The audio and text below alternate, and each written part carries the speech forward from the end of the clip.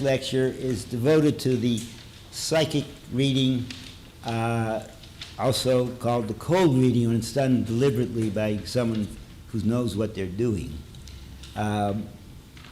Who's aware that this is a tool, a technique that's exploiting the limitations or the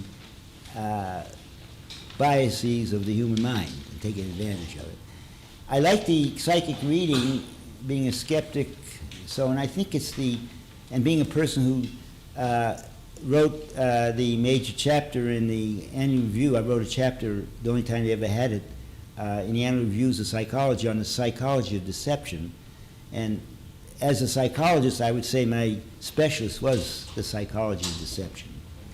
And to me, the cold reading of the psychic reading represents a prototype, a good example that contains everything that we want to talk about, or how people believe, how powerful it is, how vividness, how the power of a story about, and how dealing with yourself can override everything else and create a reality. It's very, very powerful, and I find this a very good thing to use to understand how the mind works and doesn't work, and what motivates us, what gets us excited, and so on. And so what we're going to do now, this lecture will be mostly on giving you samples of readings, a lot by myself, but I've also got Randy in here. And then, if we have time, this lecture, we're going to give you a little thing I do in my workshops. I'm going to pair you off.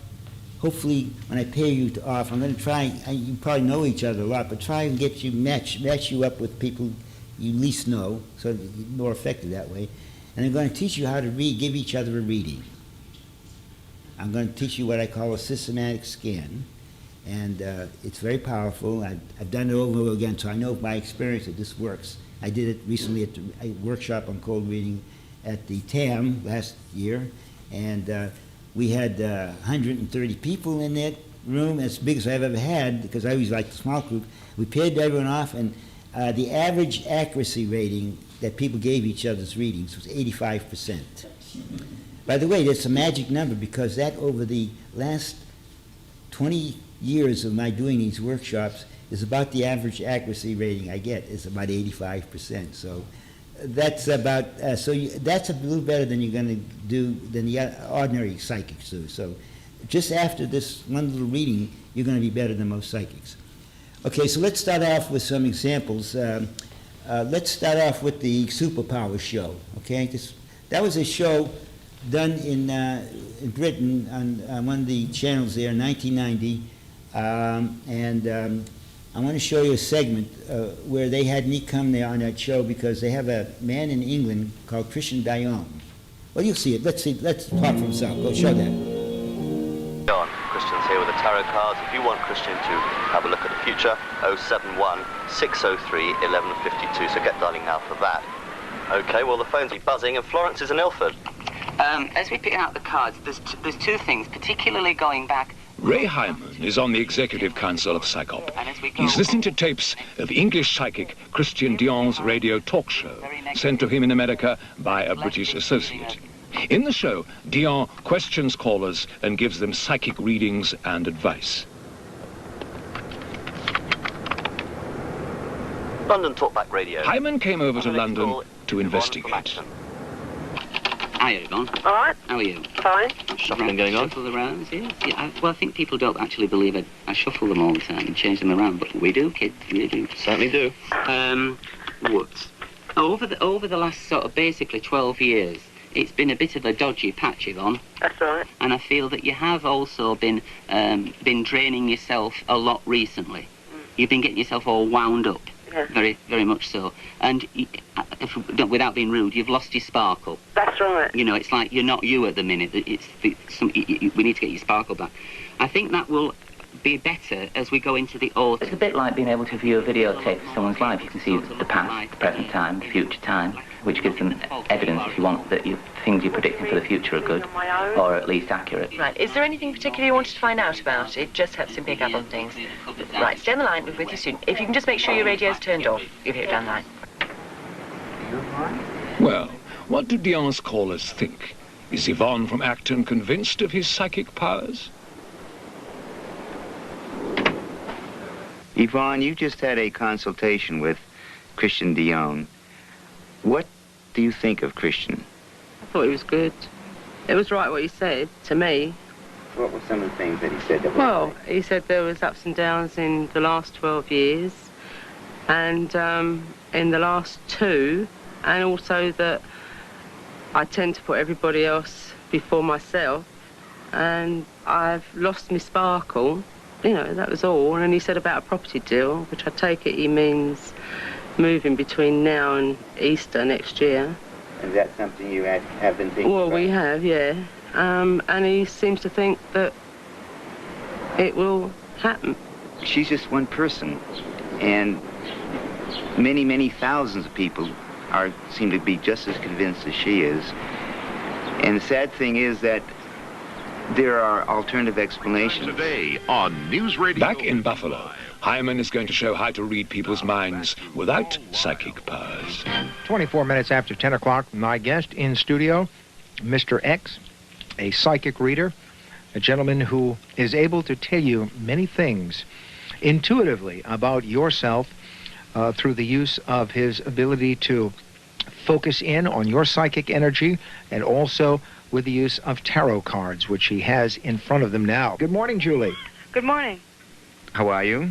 Fine, thank you. And you? Good. You sound very chipper and very happy. So I also see that you've had probably some daydreams only. It's just really fantasy daydream type of thing where you even thought of maybe running away once in a while and maybe starting life anew with a new relationship and so on. But that's just because of this problem of, as you begin to think of the youth that's now slipping by and facing the future.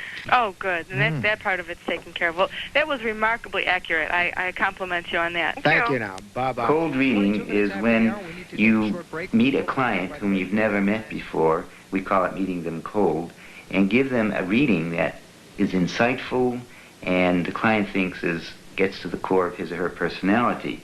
And the way this is achieved, in a nutshell, is to give the client general statements that could apply to anyone, but then you gradually refine them by the feedback you get from the client. And once you get this feedback and refine it, you make sure that the whole message is wrapped up with this rule. The basic rule is you tell them what they want to hear. Now let me give you an example of what is like a cold reading. Let me show you what Christian Dion was doing, just this little sample from him. It's this year to Easter of next year, before you're able to get the property matter completely organised. Okay? Now, that doesn't mean to say it's going to take the whole of that time. It's in that time. Did you say property matters? Property matters. What do you mean by that? Well, because around you property-wise, it's as though there's no settlement at the moment. Yeah. He's talking about this property matter, and he said it's not necessarily that during that time, but in this time, which actually, if you think about it, covers quite a big range. There's a big range of things there. The next 5-year block. You could break down his whole approach to a simple formula, which I think would be very easy to write on a computer. And the reason you can do this, by the way, is that it's not Christian Dion who makes these readings so successful. It's the people who are listening. They are putting the meaning in there. I haven't actually got a partner. At all? No, not in that way, no. And I'm talking romantically, obviously. No. Right. At all? No, nobody. All not right. romantically, no. All right, we'll let that one ride. I couldn't agree with him more in the saying that anybody can do what I do, because we all have the power. It's just that they haven't, got the logic, if you want to use that word, to see that we don't tell them general things anyway. When people come for a reading, it's very specific things. And if I was telling people general things, I wouldn't be doing what I'm doing, because people wouldn't come and see me. So the skeptics have got the problem, not myself. About 97% is my estimation of people who do psychic readings believe in what they're doing. Even though, if you listen to them over and over again, they have a very simple formula, very repetitive. Do you want it in an honest answer? I think they're thick. I honestly think they are thick. I mean, do you think they feel a challenge to their personal I think belief systems? well, maybe they have a challenge to the belief systems as we all have, but I think they're basically inadequate and they are thick. I mean, they've tried it before. No doubt they'll attack me after that, and they'll try it again. But good luck to them. She'll always work because she's completely dedicated. I would like, anyway, without further ado, to introduce you to this remarkable medium, this wonderful sensitive, Doris Collins. Doris Collins is Britain's most famous medium and healer. And not surprisingly, she hasn't escaped psychopathy. Doris Collins, I will say something about Doris Collins. She was at that time the top medium in England. And that's Doris Stokes or Doris Collins? Doris Collins. And a guy named, I'm trying to think of his name, he had a talk show on PBS all the time. He was very famous for a while. And then he, oh boy, I wish I could think of his name. I'm so bad at it. But anyways, some of you would recognize his name. But anyways, he was had a talk show, and he brought her to the United States because she's so famous in England. And one of the things she does, she stands up in front of a crowd. She preceded, well, many years before there was a John Edwin stuff doing the same stuff. But she would stand in front of the crowd in England and say, I get an Abbott, a name Abbott, does anyone recognize the name Abbott, and stuff like that, because someone would, and so on. He brought her to the United States and had her on his show, and she bombed completely. No recognized names she was throwing out. And the problem was that all the names she throws out are standard names in England, and they're not the standard names in this country. Oh, no. Another thing that's like that, there's a guy named George Alexander who became who was the predecessor of John Edward and and Van Praagh. They're just copying him. They're poor imitations of John Anderson. But John Anderson had it down to the things they had. He had it down to a very simple form. Again, I could write a program for it. And I was on Larry King Live opposite George Anderson one year. Larry King wasn't on that show. He was away, and there was a substitute, Mary something or other. I forget her name. So she was the hostess of the show. And I went to San Francisco, and George Anderson at that time had a radio show, and he was had a book out. He's still alive you can see him on the internet. He still runs his stuff, but he was a big deal at that time. He was the medium that talked to people, and I think he's the guy who developed what I would call a modern approach to doing readings for mediums. But his approach was simple. He would say, someone would call in. Usually he did this on the radio all the time, but sometimes on TV too. Someone would call in and he'd say, I get a name like Jonathan. Jonathan. Does that name mean anything to you? And if they say yes, he would then say, living or dead? If they said dead, then it said Jonathan was trying to reach you. This is a message from Jonathan to you. If they say living, okay, there's a spirit out here trying to reach Jonathan. And then he'd go on and stuff. That was the basis of his thing. Okay, so he's on. I'm supposed to be the poo-poo guy, the party pooper. Anyway, I'm on, and Anderson gets the first call. Someone calls, it's obviously an elderly lady, you can tell from her voice, and he says, I get the name John. Do you know a John? She hesitates, and she says, no. And he says, no, John, don't you ever have a John in your life? She says, no. And then he says, oh, I see, it's static in the air. It's Joe, Joseph. Did you know Joe or Joseph? No. I'm saying, yeah, boy, I don't have to do anything. And he went through, it's Jill, it's Jillian. That's what, the static is pretty bad on the other side. And she didn't know Jillian at all. And he went for a few more, and it just was a big bust. She didn't know anything. Later on my way back to Eugene from San Francisco, it dawned on me, she's calling from New Mexico. It said from Mexico. She's probably on the reservation. And they don't have names like Joe, Jillian, and stuff like that, but which he gets away with all the time because they're standard names, right? And he can transform them. And John Edwards has taken over that thing. He throws out the name, and it's not Jack, it's John, not Jack, John. Okay, it's Joseph, and so on. And it's always something as simple as that. It works, though. It works. This guy's a millionaire now, right? And so don't knock it. But she doesn't know it, but the reader, who's a University of Oregon psychology professor, says palm reading is pure fiction. And Diana doesn't believe in it herself. But something strange is about to happen. Diana is going to become a believer. You have a hard time hanging on to money. You have spaces between your fingers. And Ray Hyman gently raises common topics like money or career, on the lookout for giveaway responses, a nod here or a word there. Counting.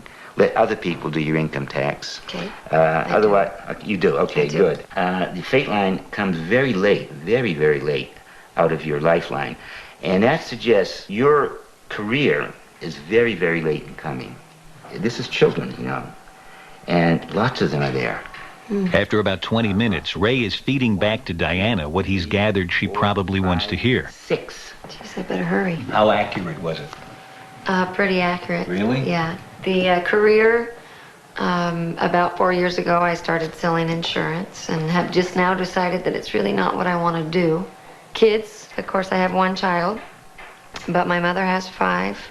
My sister has 5. So now Diana thinks there might be something to I this. think I was really meant to have more children, but I never married young. And then when he said accounting and stuff, he's right. I'm not a bookkeeper. I don't want to be. And I let other people handle my taxes and everything. She and I are working as a team. Yeah. I call it a symbiotic relationship. She wants me to be right because you know, could help her. And, of course, I want to be right because it's an ego trip for me as a reader. And so we're helping each other. So was there a point during this where you said to yourself, oh, this guy has some ability? Yes. Now what about now? Now that you know that he doesn't believe in it, that he's just reading what you told him, how do you feel about the future? How do you feel about the things he told you about the future? Well, pretty much the same, except that I'm going to, it's nice to know that I have a big, strong marriage line there. This is really interesting. You're thinking about the things he told you and you're considering them and you're reconsidering your life in a way, even though it was like a put-up job. I think that I was taking the stuff that I believe I want to happen to be true. Most of us look at the world in the same way as Diana. We pick the bits of a horoscope we like and read them into the stars. The rest of the show had me, the reason he came to Eugene, he wanted me to test a dowser. And we did. We set up a test of a dowser, and we tested this dowser. He was a nice guy, and he wanted me to test, and I was able to, and I used Barry Bierstein to help me, and we went to the fairgrounds because he dowsed. He had to have a place that was going to be no electric wires around and stuff like that. So we went to the fairgrounds, and we did a nice test of the dowser. He said he could locate metal under a bucket, so we had 10 buckets, and we very strong, double blind. Barry Bierstein would place the thing according to a random schedule under one of the 10 buckets, and then mix the buckets a little bit so you couldn't tell that one had been handled, while Alan Alda and I and the dowser were away, and then we would come back, and that Barry would go out of the way, because so he knew where it was, and he couldn't inadvertently give us any clues. And the dowser would use his rod to find the object we had placed under one of the buckets. And he just flat out was bad at it. Even though this was his test, he suggested. It was very bad. And Alan Alda was a very nice guy, and you could see he was puzzled by this gal here because she was inconsistent. And afterwards, there's more that goes on, you know, but they caught a lot of the important things on this thing here. She was adamant that she didn't believe any of this stuff, but she was also adamant that I told her things that no one could have known by normal means. And she insisted on both. And Alan was puzzled. He was trying to get her to see the contradiction in it. She didn't see any contradiction. She doesn't believe this stuff at all, but he knows stuff that no one could have known by any normal means. And he told me that, and he was right on everything. So it was very puzzling. Well, another thing happened with this dowser. After he failed everything, we got into the van to drive back to the university because we were doing most of the show from the university. As we were driving back, Alan asked the dowser, he said, look, you were so sure of this before you went into this, and yet you bombed. How do you explain that? So he said, well, I don't blame Professor Hyman. I don't blame any of you. Professor Hyman was very nice. He did everything that he said he was going to do, and he fulfilled all my conditions. He says, but I think the problem is that science hasn't caught up with us yet. It's only come across that way, but I love that because he said that, and Alan said, what do you mean by that? He said, well, science is not ready to detect what I do, you know. Then it's not ready. So we're how far ahead of science. So I love that. Anyway, it gets louder, I think, later. I don't know.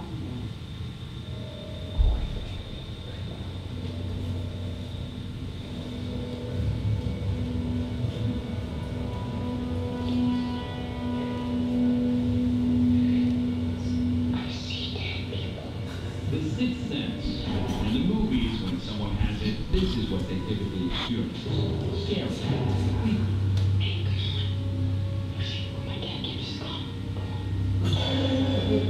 I was not a tortured kid. I wasn't seeing people with their heads blown off and all that kind of stuff. In the real world, being a so-called psychic is a little less dramatic and more financially rewarded. No ghosts, no dark rooms, but a guy who claims to channel spirits is working the room here and in the hereafter in a banquet hall at a Holiday Inn. His name is John Edward. And he says he not only sees dead people, but can deliver messages to their loved ones. You show me pink roses. When I see pink roses, that's the like disgusting love. And you have like bouquets and bouquets and bouquets of being handed and put around you. John Edward is 31 years old, the son of a New York City cop who says even as a teenager, he knew he was different. Coming from a large family, I would know he was showing up at my grandma's house on Sunday.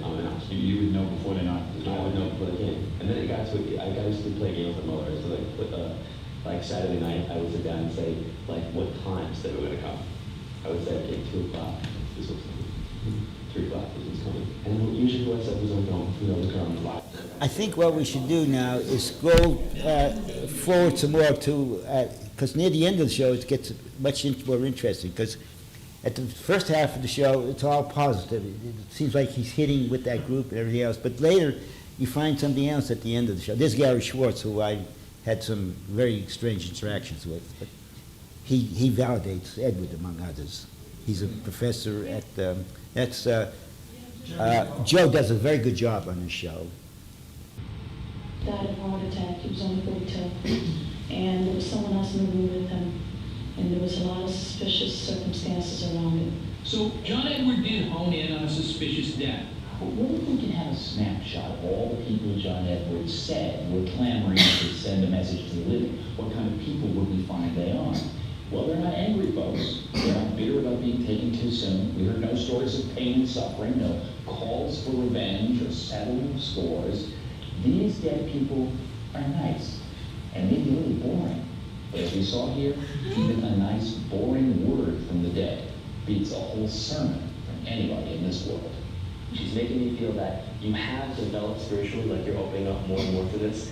These seem to be the people that are coming through, they're congratulating you on the baby. And she's making me feel like there's something with real estate or investments that come up around you that you're going to be getting involved with. Still, something else happened that night in the group readings. A departed family member does seem to come through loud and clear. Hold on. It's time to acknowledge Anthony. Are you waving like that's me? That's you? Really? For, of all people, Dateline cameraman Tony Pagano, one of 2 cameramen shooting our story. John Edwards zeroes in on the fact that Tony's father has died. Did you not see Dad before he passed? Had you been away or had the distance? Yeah, I was away. Okay, because he's making me feel like we need to move past this. Was he a Yankees fan? No, he died again if you heard that. And he's telling me to acknowledge he found the ring. I don't know what this means. Well, I had a ring that was given to me. I only wore one piece of jewelry beside my wedding ring. And when my dad died, the last time I saw him in the coffin, I took that ring off and put it on his hand. He said some things that were very personal, that only I knew. And putting the ring on his finger, on my dad's finger when he died, was really something that I don't think anyone else saw. When you watch a lot of these readings, ring, photo, dog, these things come up over and over, and you're almost sure to get a hit. I mean, I have maybe a dozen memories involving a reading in some way. In fact, jewelry did come up several times during this group reading. We also found the ring. Your mom's ring would make me feel like I need to talk about the bracelet or the watch. There's a bracelet or watch connection that comes up with this. There was a lot of talk of special months. I want to talk to you, and I want to talk to you about either the 10th, which either means that it's October, the month of October, or the 10th of the month having some type of meaning. But she's going to definitely talk about April. She's showing me April. Whose birthday is this? Mine. And of course, how people die.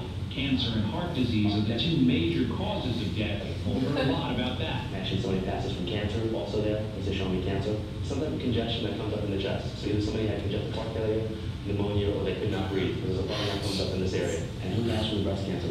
But John Edward also came up with specific information. For these people, it seemed right on target. Is there anybody with a unique S name? Does anybody have, remember the disease skins, like when they have like prickly skin, like psoriasis? Who is this? Yeah, yeah. No, it's Daisy teased me. My name sounds like psoriasis. It's Soraya. Well, they try to show you parents. You understand that? Okay, that's for you. This is coming through. Now tell me the connection to the twins. What twins? Yes, you understand this? Okay, who are the twins? My daughters and granddaughters. Our twins? Okay. And he was right about our cameraman Tony's father, Anthony. He had passed away. You got Anthony. That's pretty good, Anthony. We've seen mediums who mill about before sessions and read people and chat with them and pick up things. John Edward had made it a point to avoid any contact before that night's session. But remember this footage of Edward dancing? Tony was the cameraman and shot this just hours before the group reading. You met Tony before, though, right? Early that day? Yeah. They not only met, but Tony told John Edward a critical piece of information during the shoot. Were you aware that your dad had died before you did this reading? I think earlier in the day you said something. And it makes me feel like, that's fairly significant.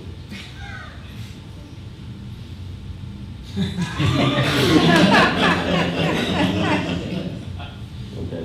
So that's not some energy coming through, that's something you knew going in. He knew his name was Tony, and he knew that his dad had died, and he knew he was in the room, right?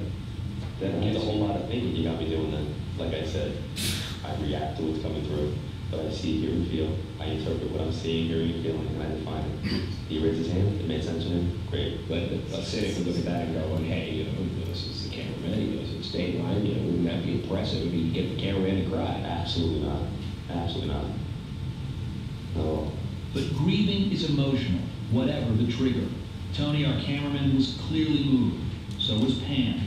She was in tears. There's nothing more deep-seated and resonant with people than the idea of a dead loved one. This is a very vulnerable person. He has crossed, in my mind, a line into a rather sacred domain that, for me, would be off limits. I tell people, I do not see what I do as being grief therapy, and I don't want to be looked at as a grief therapist. I think that it can help you. It could be healing. You're in charge that people like you, and maybe even you, make money off of people's grief. Very clearly, every person who does what they do for a living needs to be paid so they can continue to do what they do. What I asked you was, are you making money off people's grief? And it sounds like you're saying to me, hey, I could charge 3 times as much. That's how much people want to do this. You're right, I could charge 3 times as much, but I don't. I think that there's a value to what I do. You pay for my time, but you can't put a price tag on the experience itself. That is priceless. Is it the experience that is priceless, or the passionate beliefs of John Edward's followers that makes it possible? After all, non-believers aren't likely to seek out a medium, never mind pay one. If someone willingly wants to go, though, what's the harm? We're never going to know the truth. Truth doesn't matter here. Truth should matter. But the idea that the end justifies the means is always ethically a pretty dicey area. It might be okay if I flatter you a little or if I help you, but you're starting down a slippery slope when you start doing that. But all 13 people who were at the group reading told us afterwards that the experience was worthwhile. Pam Pasika says all that matters to her is that she and people like her have found some comfort. There are people that lose little children, that lose spouses, that lose parents. If they are walking away from him comforted and happy, and they can go on living their lives, what is the skepticism? what could he possibly be doing that they have some fault to say about it? Because the dead are not here to dispute the matter, not to us anyway. We are quite literally left with the words of John Edward, and the faces of the people who hang on his every word for some glimpse of a hereafter, believing there must be something else. Their loved ones have gone on. For them, if not for others, it is enough. When you bury someone and you put the date of their death on the You get the idea a little bit. In the manual that I gave out for cold reading, which JREF may make available so that people want to get a copy of it, it's about 85 to 100 pages long. It's a manual which I hope covers everything you need to know about cold reading. I did take off the internet a long transcript of James Edward on Larry King Live Show. The value of taking it off the Larry King Live Show, or a show like this, is that it's not edited. On his own show, Sci-Fi Show, it's always edited. They leave out all the misses and stuff like that. It's very carefully edited, which means that you can't make any judgments at all. And on this long one, there's a person who has some website, and he makes comments on various points during the transcript of Edwards giving a reading on Larry King Live Show, and it's a long thing. So I put the whole transcript on that in the appendix, because you just have to read it to see what's going on.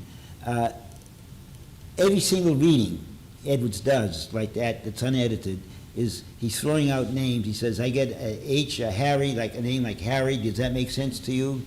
And again, living or dead, almost like the George Anderson technique. And if it's living, then the message is for that person. If it's dead, that person giving a message to the caller. And it's always very common names, always a first name, never a last name. Think about it. And there's a few simple rules about that goes on there.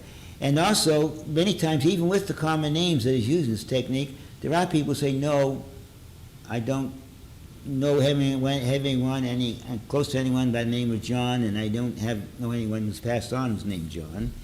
Edward doesn't back down, and this is his other technique. He says, look, I am always right. The spirits never lie. You go back and check, and you'll find it out. He does this a lot too. So he browbeats him, so he never admits defeat, and he can't lose that way. That's all he does. It's much less technique. There's no technique at all, actually, where I look at it, except for those simple rules. He just throws out names at random, and they're very common, and he doesn't have any technique at all. If you took my course from me about one of my workshops, or you just read my manual, you'll be better, you have better technique than he has, but he doesn't need it. Just like Gell doesn't need technique in bending spoons. He doesn't need it. Apparently, it's just enough that people calling in, like this lady there you just saw, they're getting comfort, they want to believe in him, and he doesn't have to have any technique at all. He's home free, he's a millionaire, he's going to keep making money at it, and he can't lose. So no matter how bad you are at it, this stuff works. And that's the message we want to get there. Now, how many here have had a reading from a psychic? Okay, and did you find it impressive or any kind? Wendy, how was yours? Well, it was Mark. What's that? So it was Mark. and it was Mark. Yeah. Mark Edward, yeah. Mark Edward. And I knew better. And the guy is just a natural psychologist. And I knew that I was giving meaning to what he was saying to me. And I also know that he knows me, and he knows me. Okay, so she's saying so she it got was a double whammy, you know. It was, she's a skeptic, and she's saying that I got to say this because people aren't hearing you. I won't hear you on the line. Okay. And she's saying that Mark Edward gave her a reading, and she knows that she doesn't believe this is real and stuff like that. Yet still was impressed. He's a good psychologist, and she was impressed by it. Okay, now how much time do we have? We have about 25 minutes. Okay, I think we'll try it then. I'm going to have you all pair off with, find someone that hopefully that you don't know too well, but we're going to pair you off. So let's see, 2, 4, Hopefully it's an even number. We'll find if it's an even number. And we're going to have you, I'm going to give you a technique for reading each other, okay? And it'll work, no question about it. So you believe in it. So I'm going to give you this. So if you pair up, sometimes you may have to move your chairs and then you can move back later. And just sit facing each other. That would be nice. We're going to use what I call a systematic scan. There are many techniques you can use to do it, but this thing is, believe me, it's very powerful and it should work very well. What you're going to do is we're going to do it systematically. Later, if you practice it, you won't have to do it systematically. You just sit and look at people. You can do it. But I'm going to have you look. We're going to do it systematically. I'm going to have you first look at the person's hair that's opposite you. Okay. Their hair. Look at their hair, and see anything that comes to mind that the hair might say something to you about it. In other words, for example, is this well-kept hair? Is it not well-kept? Does it hair make a statement? Is it natural color? Is there any hair? You know, okay. Now, don't worry. Okay. The most important thing is not to worry. If nothing comes to you, fine, forget about it. That's okay. But if something comes to you, just remember it. If something, what kind of a person would have hair like that? Did they take care of it, or they didn't take care of it? Is it casual? Is it well groomed? Is it natural? You know, whatever. If nothing comes to you, fine. That's okay. Don't worry. Okay. So after you've done that, and by the way, it's good to take notes. Yeah, if you can take notes, it'll help. Write something down. If not, nothing comes to you from that. That's okay, because you're going to have a lot of opportunity. You don't need much. Just now look at their face. Now, just look at the face, and for example, is there acne or any marks like that might say something to you or not? Is there makeup on? If there's not, no makeup on. If there's makeup, is it more than it should be for this occasion, or is it less, or is it well in good taste? Anything you tell you, is the face suggests it's too puffy or overweight? Anything at all. If nothing, fine. Don't worry about it. You have lots of opportunity to get other stuff. Okay, and we're going to go relatively fast because you don't need much time on these kinds of things, and you get better at it. You can do it automatically. Now, the next thing is look at the person's body, upper body especially, and how are they seated? Are they good posture? Are they relaxed? Bad posture? Okay. Okay. Bad posture. Anything about their body? Are they slouching?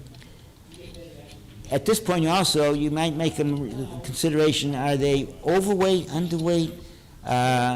They look like someone who spends time in the gym a lot. Are they spend too much time in the pizza parlor? You know, whatever. Also, it's the time to begin looking at their clothing a little bit too. What kind of clothing do they have on? Is it again? Is it casual? Is it studied? Is it anything that tells you about it? Is it are they making a statement with their clothing, or are they anything at all? Now you can go on and look at the legs and the rest of the body, all the way, and see again anything that tells you there about their pants, how their legs are covered, anything that tells you about that. And very important, the shoes. The shoes match the socks. Do they have socks? The shoes tell you something. Are they casual shoes? Are they shoes for? Used to be, you can't tell now, but there are shoes. There used to be, you could tell that people had some problems with their feet because the kind of shoes they were wearing. But you can't tell these days about that kind of stuff. But shoes can tell you a lot, especially do they clash? Or do they fit in with everything else? What's that? What's that? Forrest Gump. Shoes tell you a lot about the person. Okay. Right, okay. Now, look for any jewelry or any kind of jewelry. You look at the hands especially and see if there's any jewelry. Of course, marriage rings are there, but sometimes when you're reading someone, you will see that they don't have a marriage ring, but it looks like that there's a place where a marriage ring was. And you know, that tells you a lot many times. It used to tell me a lot when I was doing readings, that they took it off deliberately to hide the fact that they're married, once I pick it up. And you can often see, because they've been in the sun or something like that, there's a white little place where the ring was. They've taken it off. They've probably taken it off just before the reading to challenge me in some way. But anyways, you look for little signs like that. Sometimes it gives you a lot, sometimes it tells you nothing. But you're looking for things like that. Fingernails are very important, so check them out. You know, there are people who bite their fingernails, people who take care of their fingernails. Are they long? It can tell you things or not. Yeah, would you say the person is laid back or tense or, this is very important, their posture. Is it good posture or not good posture? And anything like that you can say about it. I think you have enough now.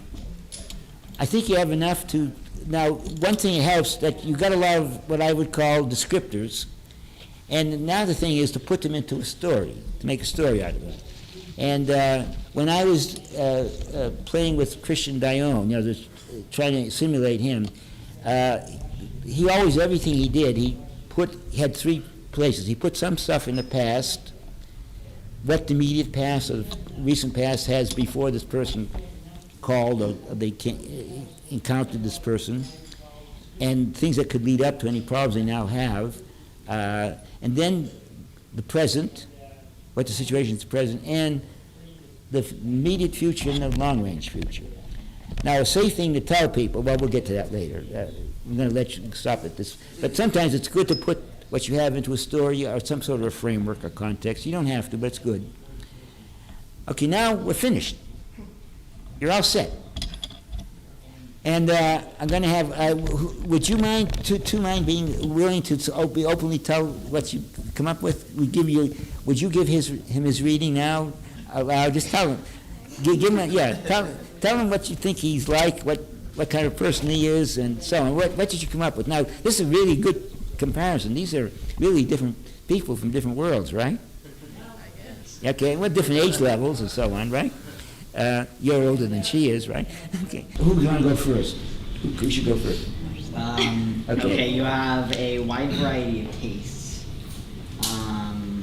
You're pretty laid back. I think I had a couple others, but I think I've forgotten them now. So what notes did you write down? Just not things I heard, just about the systematic scan thing. So,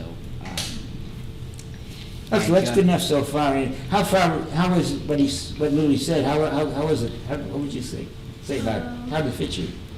It fit me pretty well. Fit you well? If you give a rating from 0 to 100, what would you give it? 100? Yeah. I only said two things. Okay, well, the two things you did were right on, apparently. Okay, give him his reading now. He's a little shy, but laid back. He's very neat and casual. That's all I have. Close. I'm not exactly very organized, so I wouldn't exactly say neat. But what would you give her a rating if you had to give her a rating? 90%. 90%. Okay. Wow.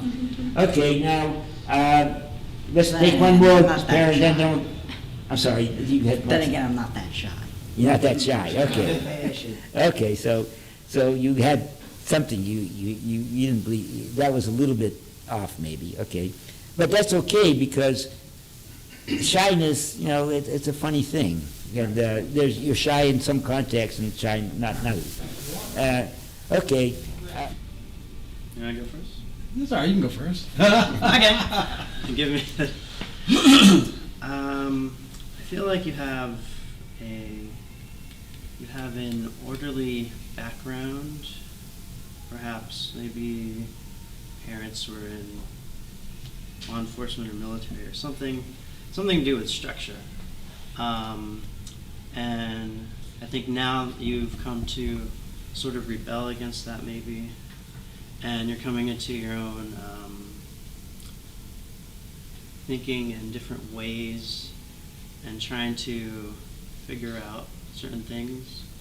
What else?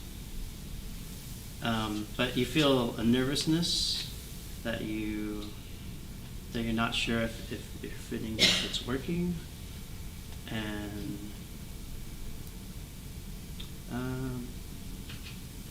yeah, but you can be you're very confident and outgoing and strong at times, but maybe it's to cover up for something. What would you give that? What kind of rating would you give that? I mean, it was very vague and ambiguous, but you know what? Yeah. He was on the right track. Okay. You were. Right track. Yeah. Yeah, definitely. Sure. Okay, so what kind of a rating of accuracy would you give it from 0 to 100? 0 to 100? Yeah. 100 being best. Right. I'll say 70. 70%. Yeah. Okay. Okay. Now give him his reading. I'm mad at you now. No. Okay. Okay. I'm feeling an energy here. It's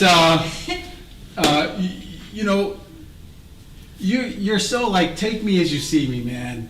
I have no pretenses. I don't try to be something I'm not. You do hope that you do find people who finally see it, especially girls. It's hard to find. You're not confrontational, and you're really turned off by people who are. You're very sensitive. You do, and you do show it. No matter how much you cover it up, man, it betrays you. It comes out. You're a gentle guy. You're not very physical. You know you can lose a couple of pounds, but you also know you look good, and a lot of girls like you. They just don't connect all the way. You have trust issues. You're looking for a girl who's not very strong, not very masculine. Just someone who's just kind of stable and just loves you, no drama free. You're not driving exactly what you want to drive right now. Don't know why that's an issue. I was told that.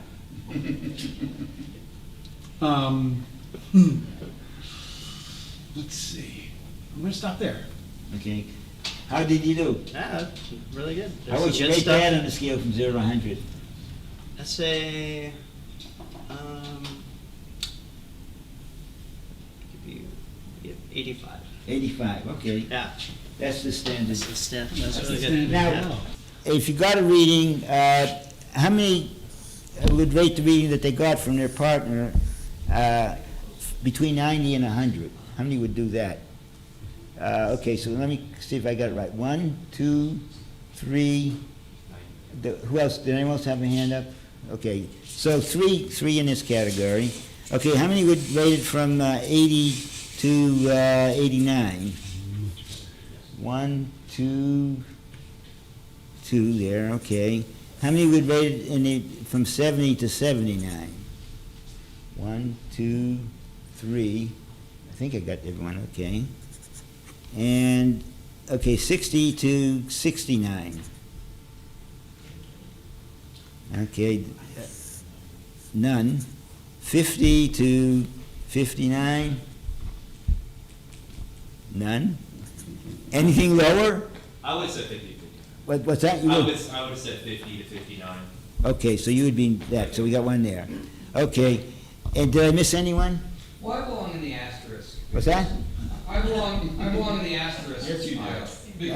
Because what she did was so obvious to me that what she said, it has an amazing duality to it, that it didn't apply and it did apply. So I'm having trouble even picking any of your numbers based on that. Oh, so you can't decide because you're. I really can't. But I'm too much of a skeptic. Yeah, but even as a skeptic, and regardless of whether you think it's general or not, sometimes you still can make a judgment as to. Was something obviously wrong, or did it seem to fit even though it's general? If 0 was an option, I would say it wasn't a reading. It was a generalization that. Okay, so we'll put an asterisk. She knows what the hell she's doing. Okay, so we have an asterisk. Okay. Okay. Now that's no reflection on you, Barbara. Is it Barbara? Yeah, Okay, no reflection on you. You picked the loser. Okay, but you know, this is consistent with what I get. It's amazing, even here, it's about 85 is what the meeting would be here. And it's I first did a workshop in cold reading and figured out to do this pairing thing in Oostende, Belgium. That's on the North Shore on the thing. We had a conference, a World Skeptics Conference there. I think it was in the early 80s or something like that. And that's the first time I did it. And it was 85% right on. And ever since then, it's a magic number. 85% is what the average rating I get, and usually much larger groups. And with a TAM, 130 people, the average was right on 85%. So it's spooky, it's a magic number. But it's much better than most psychics do, much better than John Edwards. So you all people are pretty good. And even with a dud, you're pretty good. Well, statistically, I think we should have. It's the first time we've had an asterisk ever. In 30 years, what the early 80s to now is how many years? Enough to not remember. Okay, yeah. Okay. So you do get, but actually, and most of the groups I do these workshops turn out to be skeptical groups. Sure. And I got the same rating once I did it with but he was psychiatrists and other hospital attendants at the major, one big major mental hospital in Oregon. And I did it for all the staff there. And I did a workshop on cold reading for them, and I think I still got 85%. So it doesn't make a difference whether for this kind of thing, whether they're skeptics or just other people. Did you ever do one with people who actually believed in it? Psychics. Well, most people do, but I never had a group. Most of the workshops people ask me to do are by skeptics. And I always wonder about this. Why are skeptics so interested in learning how to do cold reading?